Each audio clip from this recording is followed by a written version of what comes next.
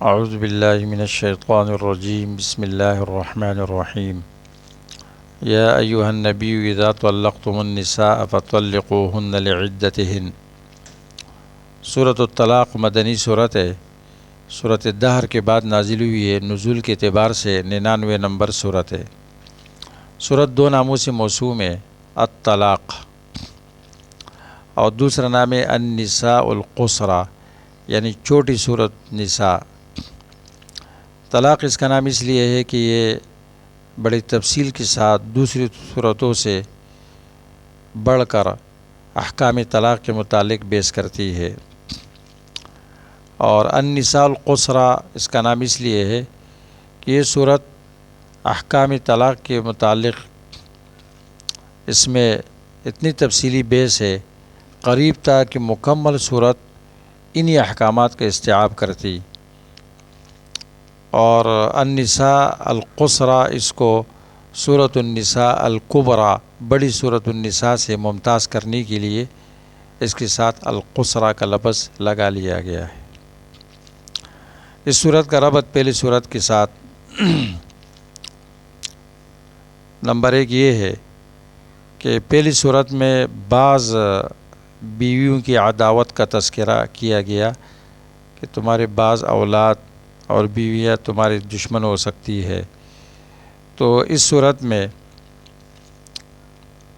ضرورت کے وقت اگر بیوی کو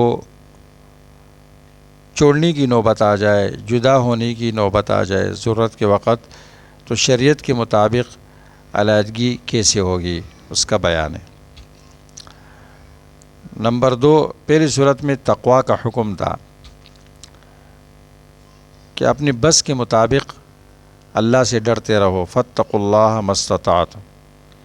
اس صورت میں تقوی کے فوائد ذکر کیے جاتے ہیں ترغیب کے لیے۔ صورت کا بنیادی مضمون حدود شرعیہ کی رعایت کا حکم ہے، حتیٰ کہ عورتوں سے علیحدگی کے موقع پر بھی، اور ان کی عدت کا بیان ہے۔ اور صورت کا خلاصہ یہ ہے کہ اللہ کے حدود شرعیہ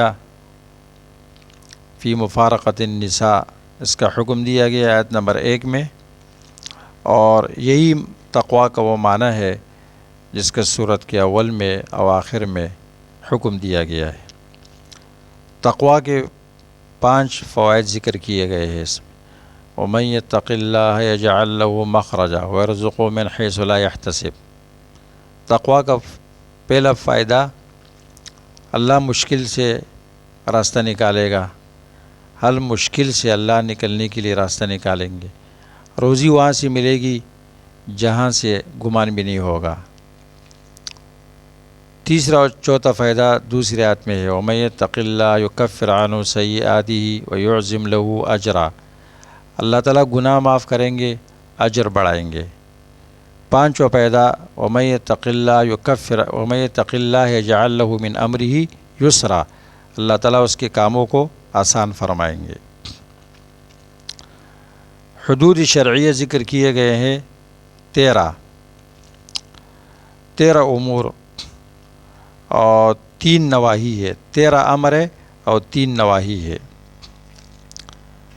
صورت کے امتیازات اور خصائص کا بیان۔ اس صورت میں اوامر اور نواہی کا بیان ہے جن کا تعلق مطلقات عورتوں کے امور سے ہے، جن کو طلاق دی جاتی ہے۔ نمبر 2، اس میں تقوی کے بہت سارے فوائد بیان کیے گئے۔ نمبر 3، اس میں عدت کے اقسام بیان کیے گئے۔ نمبر 4، اس میں یہ بیان کیا گیا ہے کہ عورتوں کے ساتھ جن احکامات کا تعلق ہے وہ 19 ہے، عورتوں سے متعلق 19 احکامات کا ذکر ہے اس میں۔ اور 5 نمبر یہ ہے کہ اللہ تعالیٰ کی تمام صفات الہیہ، وہ 2 صفتوں کے اندر اس کا رجوع 2 صفتوں کی طرف ہوتی ہے، کہ ہر چیز پر قادر اللہ ہے، ہر چیز پر عالم اللہ ہے۔ اور سورت کے آخر میں اللہ تعالیٰ نے اس کو اتنی اہمیت کے ساتھ بیان کیا ہے کہ یہ پوری کائنات اللہ نے ان دو مسئلوں کو سمجھانے کے لیے، عقیدہ رکھنے کے لیے بنایا۔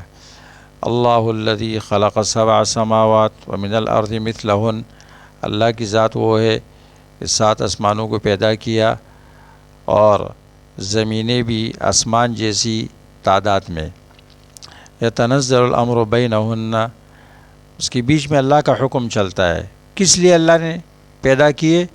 لِتَعْلَمُوا أَنَّ اللَّهَ عَلَى كُلِّ شَيْءٍ قدیر، تاکہ تم یہ عقیدہ رکھو کہ اللہ تعالیٰ ہر چیز پر قادر ہے فوق السبب، وَأَنَّ اللَّهَ قَدْ أَحَاطَ بِكُلِّ شَيْءٍ عِلْمًا، اور اللہ نے ہر چیز پر علم کے اعتبار سے احاطہ کیا ہے، اللہ کا علم محیط ہے۔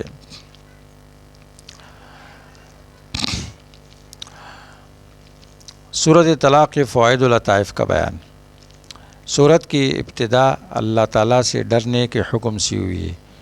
یا ایھا النبی اذا طلقتم النساء فطلقوهن لعدتهن واحصوا العدة واتقوا اللہ ربکم، آیت نمبر 1 آخر تک۔ اختتام بھی اللہ تعالیٰ سے ڈرنے اور تقوی اختیار کرنے کے حکم پر ہوا ہے۔ اعد اللہ لهم عذابا شدیدا فاتقوا اللہ یا اولی الالباب الذین آمنوا قد انزل اللہ علیکم ذکرا، 10 نمبر آیت۔ یہ اللہ تبارک و تعالیٰ نے اس لیے ذکر کیا کہ جب بندے کے اندر تقوی آ جائے گی تو اس پر تکالیف شرعیہ، احکامات شرعیہ پر عمل کرنا بالکل آسان ہو جائے گا۔ یہ باعث علی العمل ہے۔ اس لیے سورت کا بنیادی محور کیا ہے؟ امت کی حفاظت کا سبب، خاندان کی حفاظت کا سبب، معاشرے کی حفاظت کا سبب اللہ سے ڈرنا ہے، اللہ کا خوف ہے، تقوی ہے۔ امت، معاشرہ، خاندان اگر کوئی اس کا تحفظ چاہتا ہے تو وہ تقوی اختیار کرے۔ سورت کی موضوعات۔ پہلا موضوع احکام طلاق، عدت، نفقہ بیان کیا گیا ہے، آیت نمبر 1 سے لے کر 6 تک۔ دوسرا موضوع تقوی کے ثمرات بیان کیے گئے ہیں، اس کے فوائد بیان کیے گئے ہیں، اور تقوی کا اثر فرد پر کیا ہوتا ہے، کیسا ہوتا ہے، معاشرے پر کیسے ہوتا ہے۔ فرد و معاشرے پر تقوی کا اثر، آیت نمبر 2 سے 5 تک۔ تیسرا موضوع معصیت کا وبال، اس کی نحوست بیان کی گئی ہے، اور عدم تقوی کی نحوست بیان کی گئی ہے، آیت نمبر 8 سے لے کر 9 تک۔ چوتھا موضوع ایمان اور عمل صالح کے بدلے کا بیان ہے، آیت نمبر 11۔ سورت کی آیت نمبر 4 سے یہ بات معلوم ہوتی ہے کہ اس لڑکی کے ساتھ عقد نکاح جائز ہے جو ابھی بالغ نہیں ہوئی، حیض کی عمر کو نہیں پہنچی، دخول جائز نہیں ہے، اس لیے کہ اللہ تبارک و تعالیٰ نے اس کے لیے عدت مقرر کی ہے، اور عدت تو ظاہر بات ہے نکاح اور اس کے بعد طلاق کے بعد ہوتی ہے۔ سورت میں اللہ تعالیٰ نے تقوی کا ذکر بار بار کیا ہے، کبھی ترغیب کے ساتھ، کبھی ترہیب کے ساتھ، اس لیے کہ دلوں کے اندر جب تقوی ہوگی تو انسان حدود کے پامال کرنے سے ڈرتا ہے۔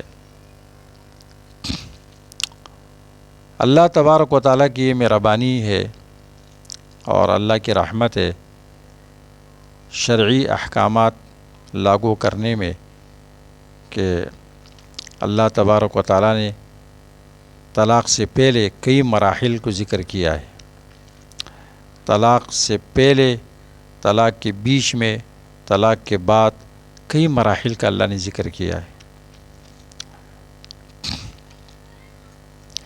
ایک ایلا اللہ نے بیان کیا ہے، ایلا، کوئی قسم کھاتے ہے بیوی کے پاس نہیں جاؤں گا۔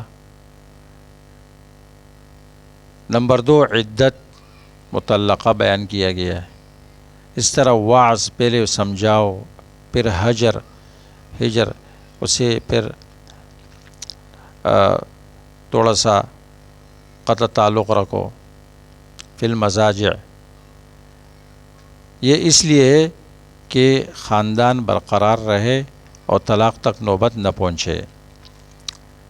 اللہ تبارک و تعالیٰ نے عدت کو گننے کا خاص طور پر حکم دیا، وَأَحْصُوا الْعِدَّةَ، تاکہ نسب محفوظ رہے اور اس میں خلط ملط نہ ہو جائے۔ اس صورت میں اللہ تعالیٰ نے نبی صلی اللہ علیہ وسلم کو مخاطب کیا ہے اور پھر آگے جمع کا صیغہ ذکر کیا ہے، اذا طلقتم النساء یا ایھا النبی، اذا طلقت النساء نہیں کہا، اذا طلقتم النساء، اے پیغمبر ان کو بتا دو، اپنی امت کو بتا دو، اذا طلقتم النساء۔ صحابہ اکرام رضی اللہ عنہ اجمعین کے اس بات پر اتفاق ہے کہ طلاق کے اندر سنت یہ ہے کہ ایک شخص اپنی بیوی کو طلاق دے گا ایسے طہر میں کہ جس کے اندر اس نے مجامعات نہ کی ہو، اور پھر جب وہ عدت گزر جائے اور وہ رجوع کا ارادہ کرتا ہے تو اگر رجوع کرنا چاہتا ہے تو رجوع کر لے۔ قرآن کریم میں نبی صلی اللہ علیہ وسلم کو مخاطب کر کے جو خطابات کیے گئے ہیں اس کی 3 قسمیں ہیں۔ یا ایھا النبی کے ساتھ جو خطابات ہے اس کی 3 اقسام ہیں۔